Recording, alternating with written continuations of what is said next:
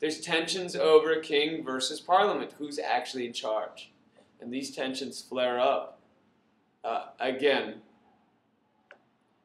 Parliament, for example, passes the Test Act, and the Test Act says that if anyone wants to be a part of government, then they must be Anglican. And the test is, will they receive communion in the Anglican Church? Catholics wouldn't do this, Puritans wouldn't do this. So that's the Test Act. And this is put in place under Charles II. He opposes it. And James II, who is Catholic himself, doesn't follow it. He doesn't enforce this law. So you have a law that the Parliament passed that the king is not enforcing. You have a direct constitutional question. Okay? This branch is saying this must be done. This branch is saying I'm not going to do it. So we've got a religious question, right? James is Catholic. The Parliament, and most people are Protestant, mostly Anglican. Then we've got the political question as well. Parliament versus the executive versus the king. Okay, so when James II has a son, that son is Catholic. And so that son is now going to be the heir, right? James has a sister, Anne. She's Protestant. But, now that a son has been born, that son is going to be Catholic. And so the monarchy now could permanently be Catholic forever. And Parliament says, no, enough. And so in 1688, Parliament offers the crown to William III of Orange and Mary. Who is Mary? Mary is James's daughter from before he was Catholic. So she is a Protestant. So what happens now is in 1688, William and Mary decide that they're going to accept this offer from Parliament, and so they come across, and public support is on their side because most people in England are not Catholic and, in fact, hate Catholics. And so James II is unpopular, and he can't really stop the army of William. And so, yeah, the Dutch invade England at this point and seize control of it, I guess you could say. And so William and Mary will now be leaders. And William III and Mary II, okay? She's Mary II because the first Mary was Mary I, Bloody Mary. Remember, from the 1500s.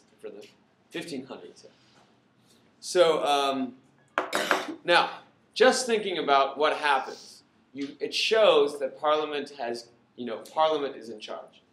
Because Parliament is the one that offered them the crown. Right? Not God, not natural law. Parliament decided you will be king. So that shows that Parliament has power. So when we look at the entire 17th century, then we see that we've seen these tensions between Parliament and king.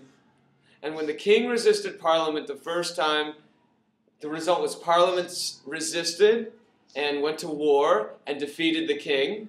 And then it went crazy with Cromwell and all that stuff. So they tried to reboot it, try it again, and tensions again. And once again, Parliament stops the king is out, and these new regents are in, William and Mary, and they agree that Parliament's in control. They signed the Bill of Rights in 1689, and the Bill of Rights in 1689 basically gives Parliament the right to pass laws, to raise taxes, to declare war. It protects people's rights in terms of fair trial. It says that the government must have a reason to arrest people, something called habeas corpus. The government must have grounds to arrest someone, must announce the reason for someone to be on trial. They can't just arrest people because they want to. And so this is the Bill of Rights. So it ensures the rights of the nobles and the rights of Parliament. And then the Toleration Act is also passed in 1689. The Toleration Act allows dissenters to practice freely. Who are dissenters? Dissenter is the name now for those Protestants in England who are not Anglican.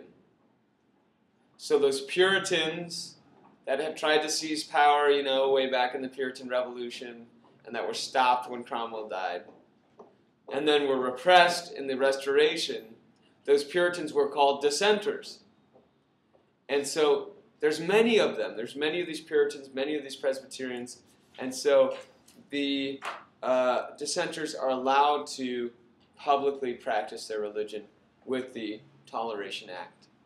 The Toleration Act does not allow complete religious toleration. It does not give religious toleration to Jews or to Catholics.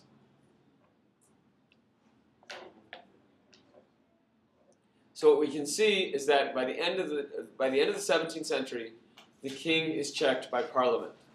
Whereas in France, by the end of the 17th century, the king has gotten the upper hand over the nobles, and we can call it an absolutist monarchy. In England, we'll have weaker monarchs after this, and therefore Parliament will be the center of power. And that's why William and Mary are the last monarchs we really talk about, right? There is a series of Georges. Basically, there will be George I, George II, George III.